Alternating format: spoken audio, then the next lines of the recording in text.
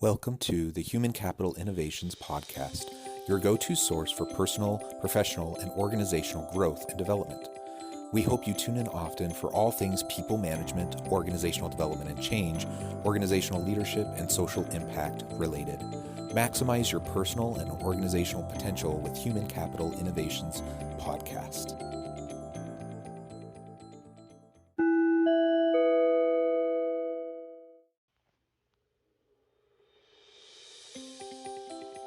Welcome to the Human Capital Innovations Podcast. In this HCI podcast episode, I talk with Katie Chanakis about finding mental health and human connection with ethics, morals, and values.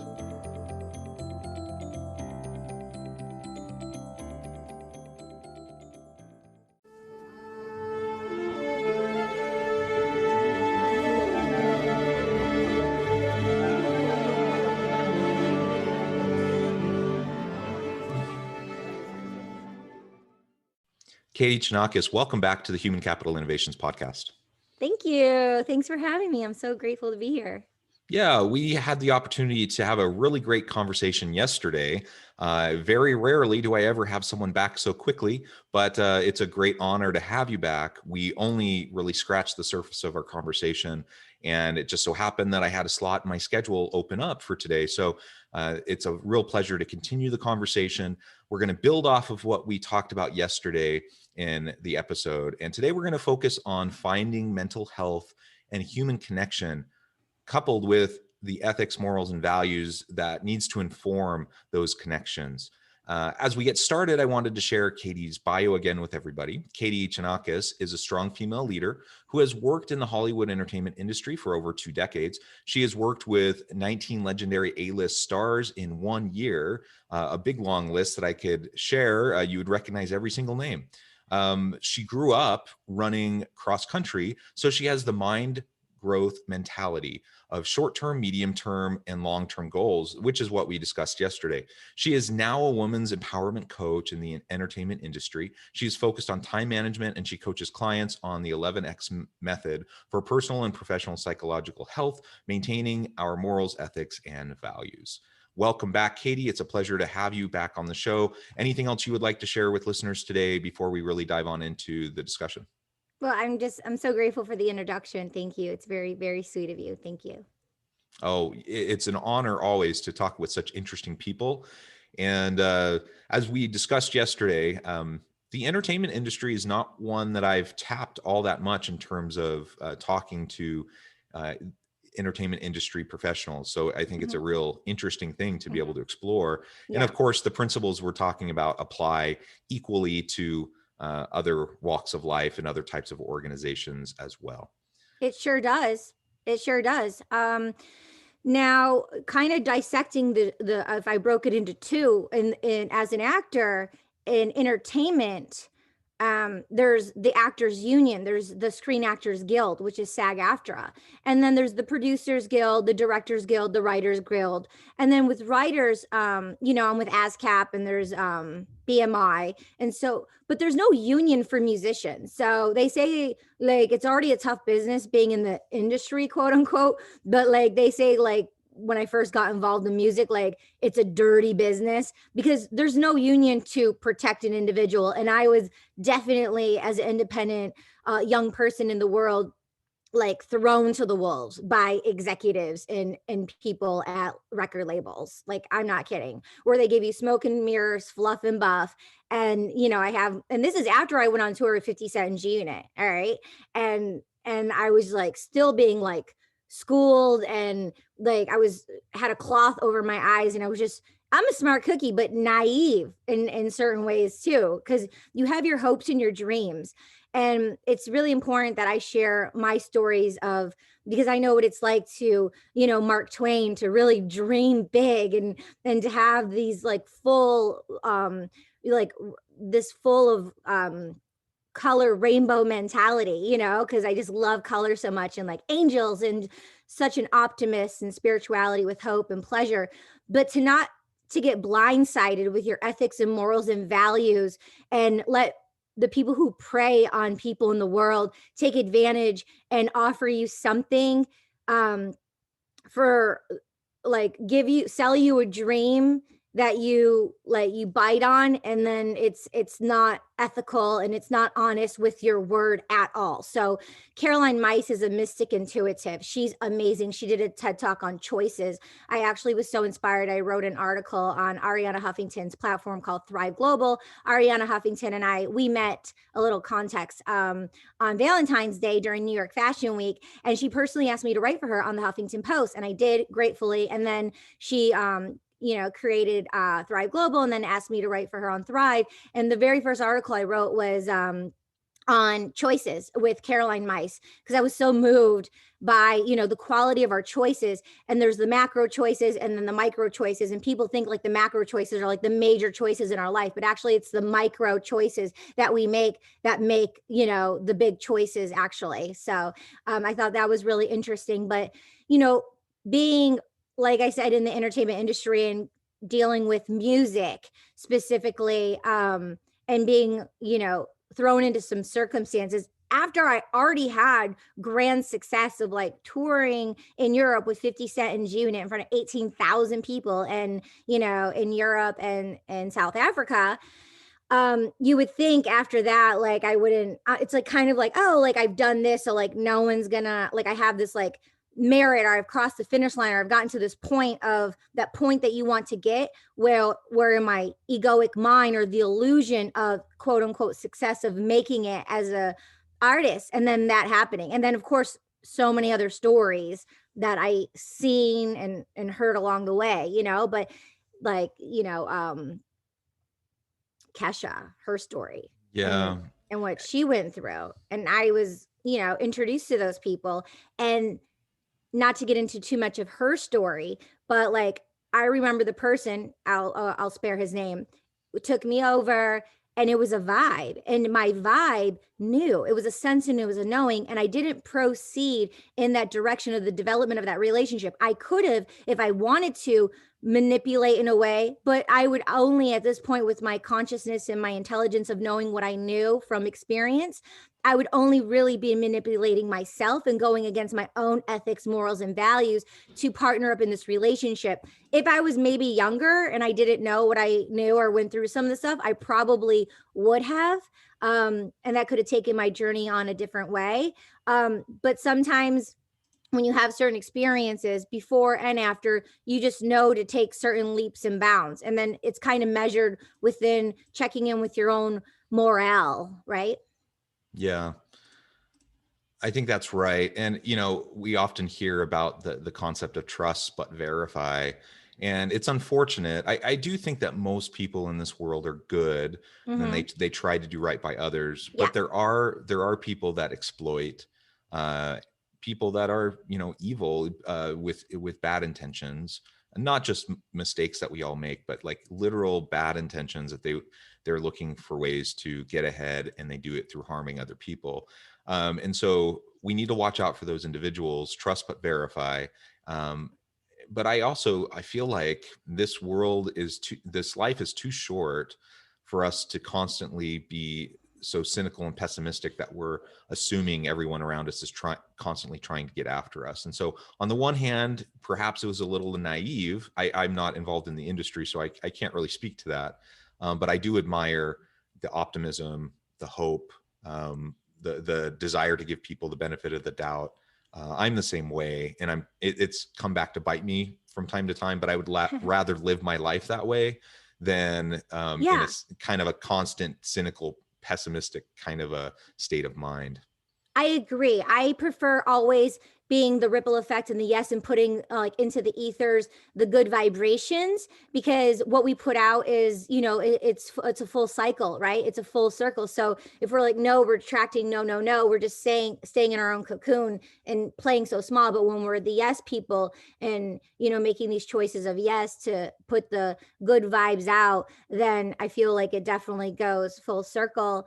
Um, and, and a thing that you mentioned was that generally most people are good people. I agree. And I think we're all very good people. I think we're all very, very good people. I think what's happened along the way, we have all been forced into these circumstances and societal norms that maybe were norms in the past, but we've all been pressured to go against our own ethics, morals, and values. And because we've silently have done things in the workplace and in our personal lives, and we've gone against what we intuitively know, like I said earlier, like a vibe when you show up to a place and it's like a yes or no, we've we've just kind of gone along with the herd because we get confused, especially when we were kids. Like, we don't know. We're like, oh, everyone's doing it. We're just supposed to do it. But it doesn't feel right to me, you know? So I feel like the people who have had a lot of going against what they wanted are the ones who turn into anger and turn into the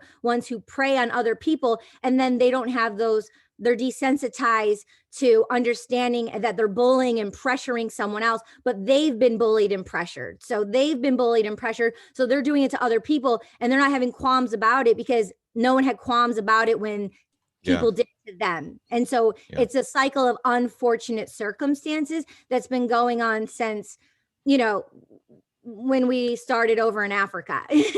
Yeah. Yeah. You know. I think the socialization, the social systems that are in place do perpetuate a certain level of dysfunction, and can lead to those types of actions and behaviors. And to your point, certainly, most people who are abusive were once abused, and most people who exploit and hurt other people, when it's intentional, it's because they were hurt the same way. I'm thinking of one particular incident I had with an individual, and it prolonged over several years.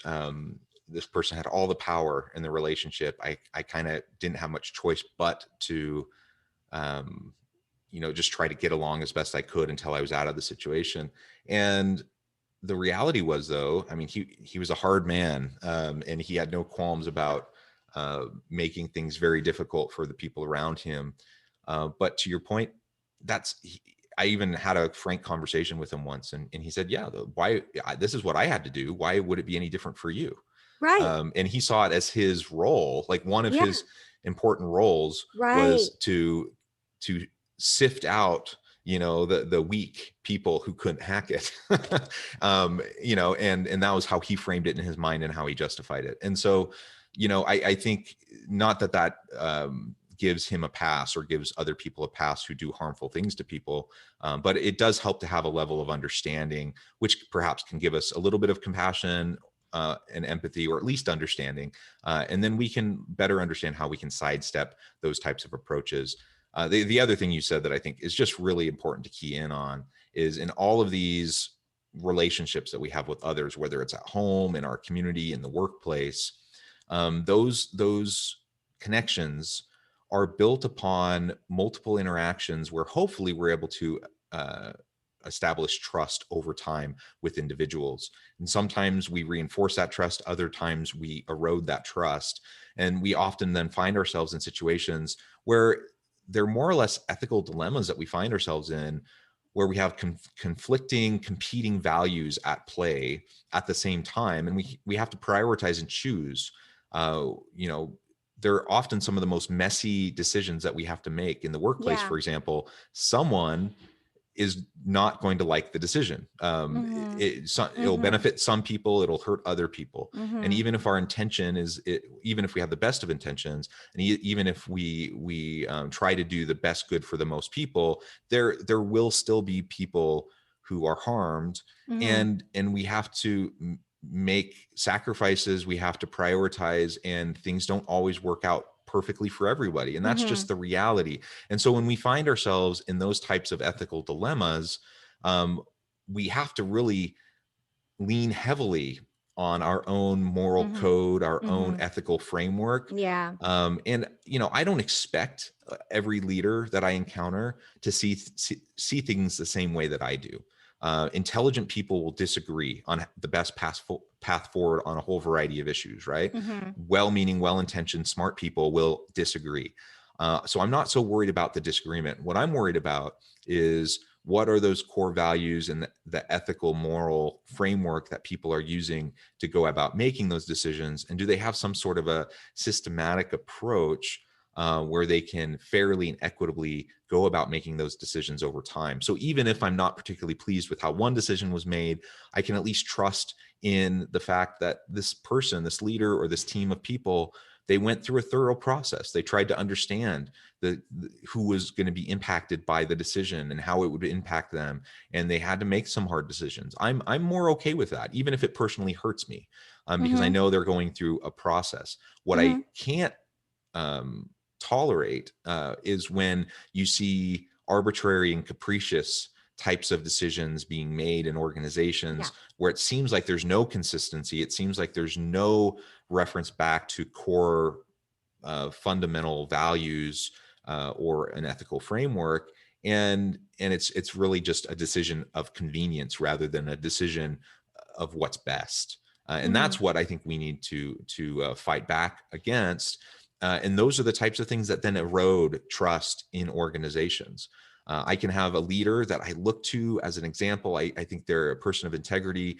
I really appreciate all the hard work they do, but then they make one or two of these types of flippant decisions that harms people, and very quickly that trust is eroded, Mm-hmm. and they have to earn it back. It's not Mm-hmm. something that automatically I'm just going to give them again. Mm-hmm. And so those are the types of dynamics that we're dealing with in the Yeah. workplace and at home, wherever. Any relationship that we're talking about, if it's a meaningful relationship, it has to be built on trust, which means Mm-hmm. it has to be built on repeated positive interactions where you see or at least perceive the other person as making a good faith effort, a best attempt at making a good decision that will impact the people around them.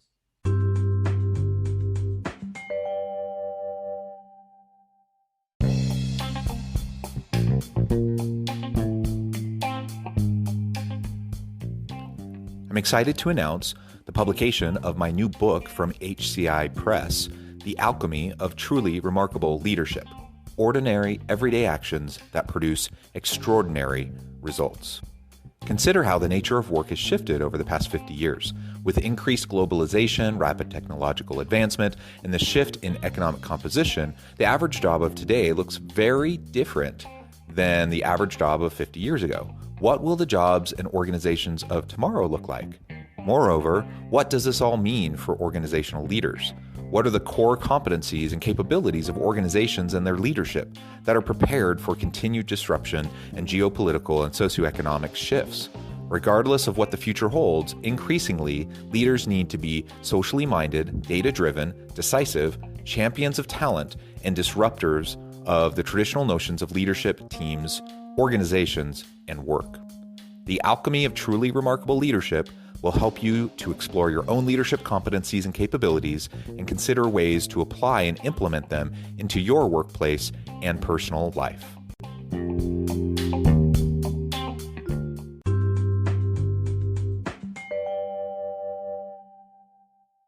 Yeah, perfectly said. And then also, just like you said, it's like, um if this person is our oak tree, our core value of our kinship of trust, and then you notice they're not making the best choices for the organization or for themselves, then how can you trust them if they're not, if you're looking to them as your anchor or oak tree and you're supposed to be looking up to them? I've had mentors and people I've admired and people in the workplace I've admired, and one went to Harvard, one went to the Olympics. Like that was my dream, like going to Harvard, Olympics. And then she had her own eight modeling agency, and I was the number one model. And like I looked up to her and I was a youngster, and it was like the evolve. It's like an arc of a TV show. It's like this, and we go through cycles of life. We evolve, we devolve, we evolve, we devolve. We're devolving, or we're either going up or we're either going down. So like this person in particular,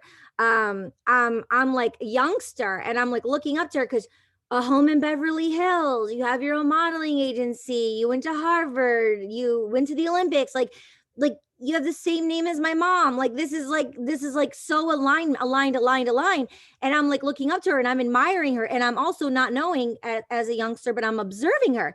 And then like I traveled the world, I went to New York, I came back, and then this person's like on all this medication. They're bipolar. The person they chose to be involved with is a drunk. This person got her to be a drunk. They ended up getting married. She was in and out of like rehab so many times. She just turned into a monster, and I came back and she wasn't that person. And I was still like doing everything in my power to like get her on programs, and like Esther Hicks, Abraham Hicks, just turning her on to all these things for mental health and for healing and to like, improve herself.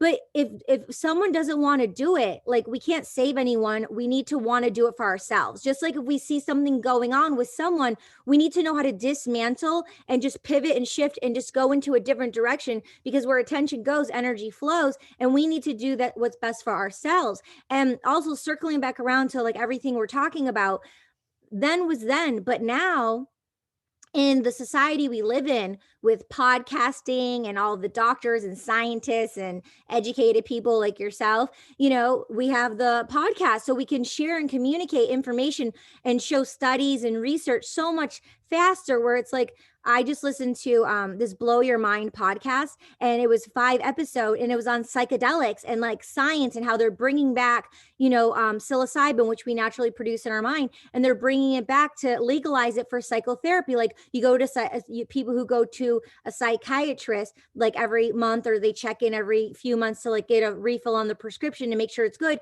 It's kind of like people who would be doing psychotherapy with psilocybin. They would go like once a month or every couple months to go in and have a session with psychedelics to get them to a cognitive place.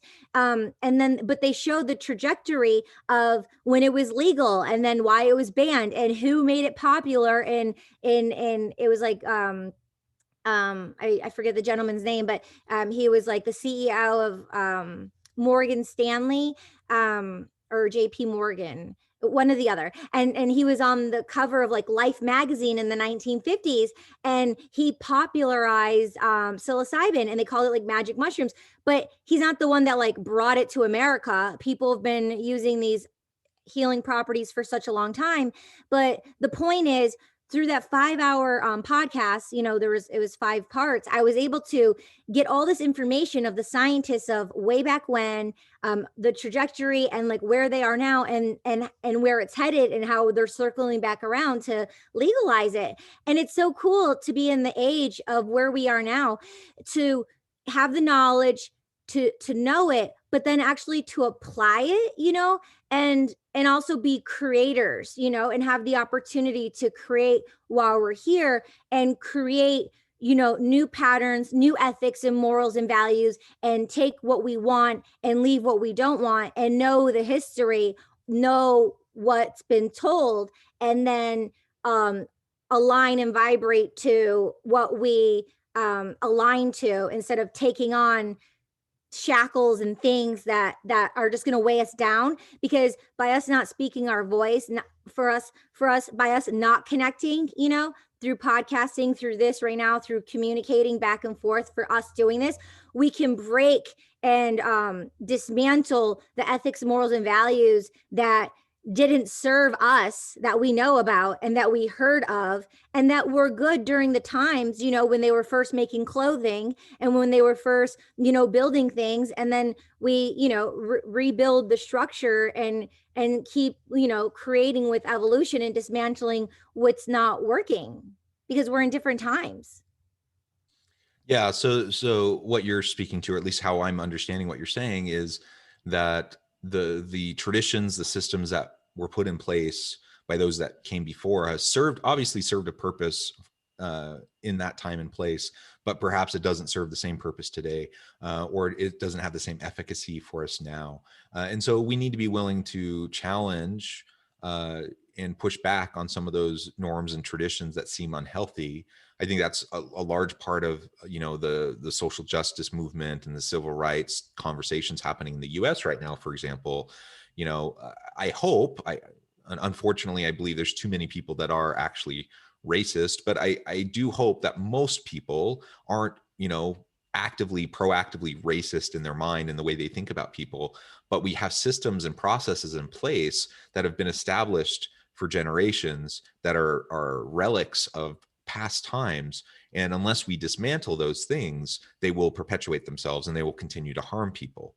And so Yeah. you have this primary versus secondary racism effect, where maybe, you know, my intention isn't to hurt anybody or to be racist in any way, but if I'm upholding and supporting racist systems that harm other people, then I'm part of the problem and I need to look how to fix it. And so when we think about morals, ethics, values, we think about we have to think about how our framing and worldview connects with and interacts with uh, you know, the society at large and the systems around us.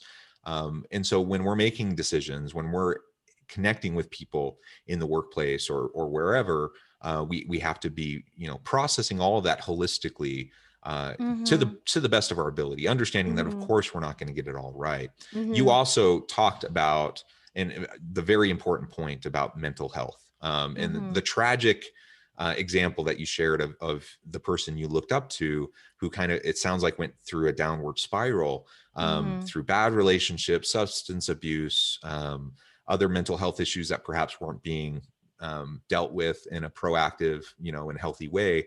And it just reiterates the importance that we need to take the time to invest in ourselves, to take care of our own mental health. Mm-hmm. Nobody else, I mean, hopefully we have good people around us, friends, family, Yes. coworkers that can look out for us, but Mm-hmm. really we can't necessarily count on that. So we have to prioritize our own well-being, Mm-hmm. and take care of ourselves, and practice self-care, and just make sure that, you know, mental health is no joke.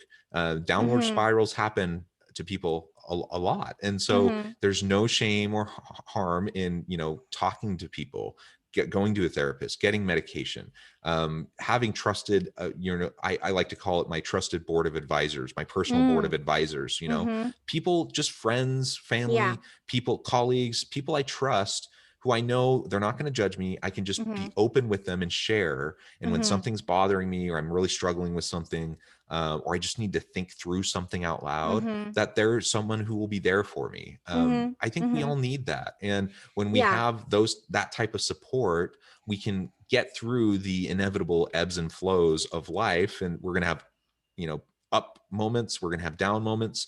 And the trick is to try to be able to weather the storm when we're, you know, in those declines. Mhm, mhm. Yeah, have outlets, right? Have outlets because, you know, if the cup, if you're in a tank and the water just gets so full and there's no outlets, we're going to suffocate and choke and die. So we need to have the outlets. We're emotional beings. And so we're like the ocean. It's going to come and go like the ocean waves and like the clouds. It's going to come and go. We're going to be high. We're going to be low. I mean, I downward spiral. I do it. I'm a human being. We all do the spiral. We spiral up and then we're spiraling down. We spiral up, we're spiraling down. I mean, that's what we do. But like you said, you know, having safety nets of outlets of people you can speak to, and like, oh, we chatted about yesterday, like I sought mentors naturally. And so that was just a natural thing I did, by seeking mentors. And right now in my life, in the evolution of my life and the network of people I know, and there's different relationships I have with people, I've had to have the courage to break new grounds, to say things to people who have known me, you know, and who like think they know me, but like share new things with them. And so they're like, oh, maybe we should have a conversation this week. I'm like, okay, if you want to, you know, or like letting them know, because if they're always saying and treating this someone in particular I'm thinking about, my friend in London, if they're always like speaking and treating me a certain way, and it's like there's like some frustration or there's like a disconnect, it's like I want to befriend you and I appreciate and I honor our relationship, so I want to be honest with you of who I am and what I'm going through, because why are we really relating and connecting if there's a disconnect and I'm frustrated and I feel like you have this idea about me but you really don't know me. You know me from when you met me and from what you know so far, but things have changed, and let's have an upgraded conversation, so then there's a new reality, a new connection, a stronger bond with one another, and so I can open myself to add more value from this friendship because I care so much about this person. I want to show them my vulnerability and stuff that's going on with me instead of keeping it inside, so I can let it go in a healthy space because I trust this person, you know, and I feel like they could, you know, reflect and hold space for me. As they said, do you want to maybe have a chat this weekend? You know what I mean? And so that's someone I was seeking out because clearly I do want to have a chat and have a new conversation and deepen that connection in my life. And I think that's the evolution of life. And what you were saying earlier about, like, someone who may treat you a certain way, and then, they don't know they're hurting you, or something like that, but that's also a part of our human experience, feeling that as well, not physically, emotionally, and having those growths, right? Those growing pains through the ups and the downs. And it's how we respond to them. Yeah, absolutely. Well, Katie, again, looking at the time that it has flown by, we're about out of time. I really appreciate all of your insights, and it's been a really fun conversation. Before we close today, though, I did want to give you a chance to share with listeners again how they can get connected with you, find out more about what you're doing, and then give us a final word on the topic for today. Sure, sure. Just aloversfairytale.com. Just go there and put in your email, and we can stay connected that way. I'm on all social media platforms. And just a real quick short story that came to mind, that I wanted to share. When I was in college, we had a chalkboard of 100 words, and out of the 100, we had to pick 20. And out of the 20, out of 100, we had to pick 20. Out of the 20, we had to categorize them, the importance. And number one for me was health, because I figured if I had my health, I could have everything else on the list in addition to everything else on the chalkboard. However, back then it was just overall health. I was thinking more physical health. I wasn't attuned and aware of mental health as I am now. So mental health for me is not just May and Mental Health Awareness Month. Mental health for me is a moment to moment daily practice. So I encourage you to, honor your emotional feeling, not just like, how are you? I'm okay, fine. But like, how are you emotionally doing, and check in with your emotions. Perfect. Perfect. Thank you, Katie. It has been a real pleasure. I have really enjoyed this conversation. I encourage listeners to reach out, to get connected, find out more about what Katie can do for you, check out her music, check out all the great work that she's doing. And as always, I hope everyone can stay healthy and safe, that you can find meaning and purpose at work each and every day. And I hope you all have a great week.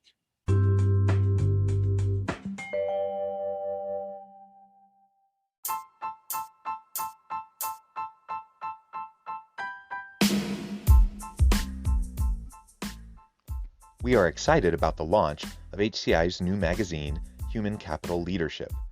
Human Capital Leadership is a free, interactive e-magazine designed to help individuals, leaders, and organizations find innovative approaches to maximize their human capital potential.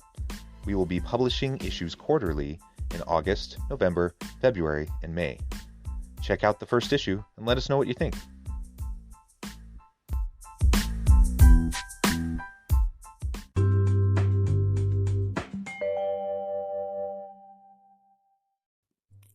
Thanks again for joining us for this episode of the Human Capital Innovations Podcast. I hope you stay healthy and safe, and that you have a great week.